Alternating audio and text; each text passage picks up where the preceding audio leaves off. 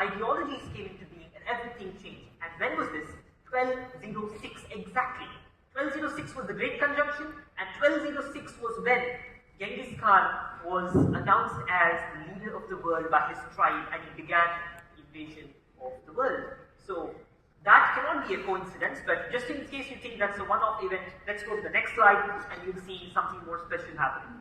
So then we have 1345, the Black Death in Europe. 1347 was when the Black Death began. In 1345 we had another monumental Great Conjunction that took place. Within 2 years we had one of the worst pandemics that humans have ever experienced, with 30 to 60% of the European population being wiped out. Now that's something very, very astonishing, right? 1345 was another very important Great Conjunction, and within 2 years we have a great disease. Now going to the next slide, as you can see, the year 1603, another very close Great Conjunction, after which we had 1623, which was another very close Great Conjunction. 1603, 1602 we saw the invention of the stock market. So you can just see how important these cycles are. We saw the invention of the most important things that fuels our capital markets and innovation today, and that's the stock market. It was invented, or it was, even if you say it was invented a few years back, that was the year when the first exchange opened in 1602 in Amsterdam. So, of course, we had organized slave trade, and we also had the invention of sugar, which caused so much misery in the world till now, both which happened around 1602. And alongside, this was a changing moment for the colonial powers in Europe, which were able to conquer different parts of the world through different methods, and that also involved a lot of harm to society. So every time a Great Conjunction happens, we have two things that happen. One, there is a great invention, there is a new system of thought, there is a new ideology that springs, and two, there is a negative counterculture or a counter-revolution that comes up, which negatively transforms the world to an extent. So we have two different divergent things that happen at the same time when a Great Conjunction comes into being, and often very close to the conjunction. Now I'm going to talk about another year, 1921, without offering any of my political opinions. I'm just going to explain what happened in 1921. 1921, for most of you who have gone through the history books, was a very significant year. We saw the Russian Revolution just culminating, and we saw the Soviet Union being born in 1922. Just a year after, another very close Great Conjunction of Jupiter and Saturn. In 1921, the Communist Party of China was also born, and a new revolution, a new ideology, and a new political system was born. A counter-revolution, a counter-culture was also born in the same time frame. Also, if, for those of you who remember, this was a turning point in the economy of the world. We had the beginning of a great bubble in the United States as well, which happened. This might be a little bit boring, the historical anecdotes, but the reason why I mentioned this is to bring to the table the fact that astrological conjunctions impact society significantly, and that's how I also predicted 2020 being a very transforming year.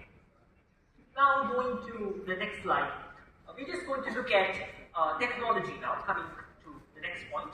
Because if I go into the entire history of human beings, as well as the situations that we have all gone through in society, it is going to take at least a 3-hour presentation. So to fit everything in 20 minutes, I'm just going to show you the proliferation of technology from 1940 approximately. For example, 1940s, we had the automobile revolution that took off out of nowhere, just very, very quickly. We also had the World War that took place. That was another very important Great Conjunction. Within 2 years of the Great Conjunction, we had the World War, and that World War was the deadliest so far, and very problematic situation. At the same time, we had invention that came up, lots of new technologies that came up. Of course, we can go into the details of those technologies, but again, we had the automobile revolution, as I mentioned. 1960, we had the semiconductor revolution that began. And 1980s, we had internet that proliferated very, very quickly. And in the 2000s, we had the advent of the Web 2.0, as we call it today. 2020, we had Web 3 that proliferated. Now, some of you might be thinking the inventions were made earlier. Yes, the inventions could have been made earlier, but this was the stage wherein the valuation of these technologies were, rapid, and the adoption of them also increased rapidly, and it was palpable, as we can see today. After 2020, the valuations in artificial intelligence and the valuations of all companies related to artificial intelligence or blockchain or Web 3.0 as we call it today, all proliferate so quickly in just a span of 3 to 4 years. And all of this after a great conjunction. So we can see these cycles and what is happening after them, but for the scientific mind and the rational mind, there might still be an idea of saying, how could two planets somewhere in the sky impact human mind and technology on Earth? So this is a very valid point. Astrology, Vedic astrology holds a hypothesis that celestial objects in the skies can and do impact human thought, human action, and in fact the whole situation of the Earth, including geology, which is an entire different subject, but coming to human minds, yes it does. The moon's movements also impact the human mind, otherwise I couldn't have predicted several important events till date, including the Israel-Hamas war, etc. So now, we need to understand the current and the future technological landscape. This is very important because we are at a time frame in the world, we are at the cusp of great transformation. There has never been a moment in history that has been more significant than this in the last 1,000 years. We are having the closest conjunction, 800 years, we are having the closest conjunction since 1206, and hence the responsibilities we have as human beings are higher than ever, and we have to understand several things about this time frame. Just like the previous great conjunctions, we are going to see important events that are going to take place in the world. We are going to see some very good innovations.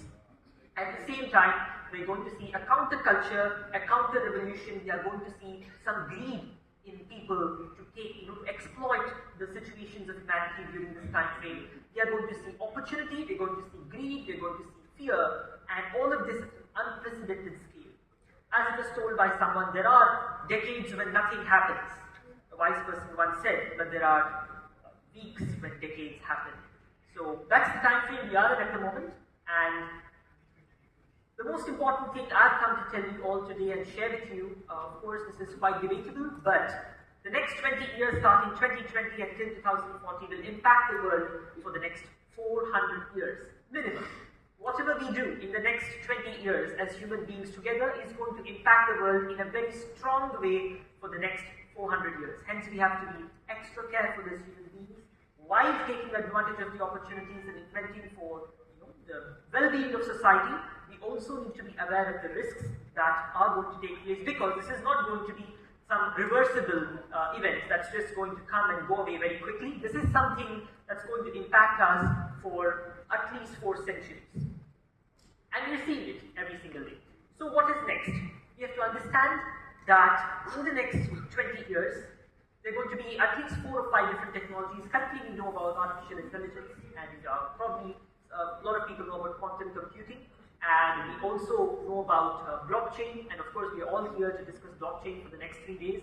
So these are going to be the 3 major technologies, but alongside we're going to see a few ideologies that will also come about. Today we're talking about plurality here in the next 2 or 3 days. That's a very interesting ideology that's going to help the world if we really put it in place and think about it in a logical and helpful manner. But there's also going to be capitalism of human thought in the next 20 years. There are going to be corporations which try to capitalize on our information, on our thoughts, and there are going to be corporations that are going to try to control our thoughts further and further in the next 20 years in a very strong and serious manner. And hence, humans have to be careful. And I believe that the revolution that's coming about in terms of blockchain and everything is actually to reduce the powers, concentration of power in singular places, and to distribute it to society, so society is a more happier and a more wonderful place. Of course, it's a very long subject, but to cut it short today, I'd like to say that we are at the beginning of a new era, and we need to be more careful and well-guided human beings at this point in time. So now coming to, of course, the value cycles in technology. We often talk about bubbles.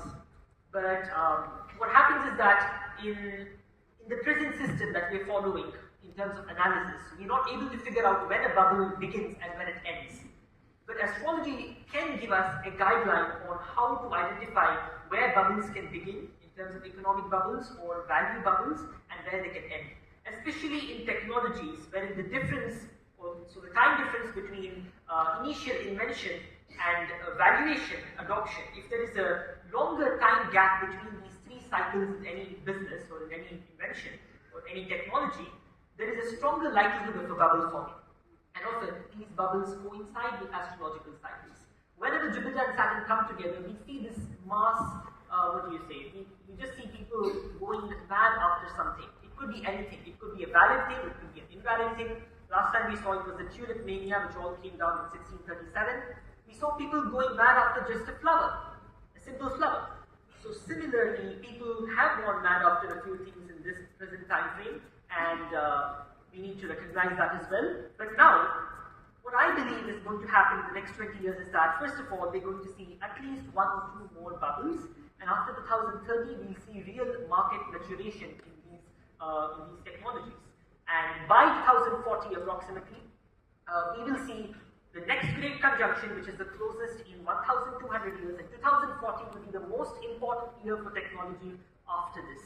So, we are going to see another new invention that's going to come about in 2040. We're going to see space travel that will become accessible to a lot of people compared to what it is now. We're going to see blockchain transforming almost every area of human development and the industrialized economies. And we are also going to see artificial intelligence changing almost everyone's life as it is already doing today. On the negative side, we are likely to see certain entities trying to control these technologies for their own benefit and at the expense of democracy, of true democracy. And we're going to see these negative things also happening very quickly in the next few years. And here we have, all of you who are the forefront of digital technology, and it is in your hands and our hands together as the youth to solve this and to change this and make the world a better place and invent technology and use technology for the benefit of society rather than to harm society as much as possible. So, I'd like to just, because we're running out of time, I'd like to end this presentation with a prayer from the Vedas, the most ancient philosophical textbooks ever known to humanity. And the prayer is very simple. I'd like to first recite it in Sanskrit. Om Tamasoma Jyotirgamaya Mrityorma Amritam Gamaya Om Shanti Shanti Shanti Asatoma Satgamaya Tamasoma Jyotirgamaya Mrityorma Amritam Gamaya Om Shanti Shanti Shanti. The Vedic prayer is, O Supreme, lead us from darkness to light, lead us from untruth to truth, and lead us from non-existence to existence. The time when we realize our true purpose in life is when we actually exist. Till then, we're just running around material nature constantly. So it's better to move from darkness to light and help the world as much as possible. So let there be peace, peace, and peace. Thank you all for listening today.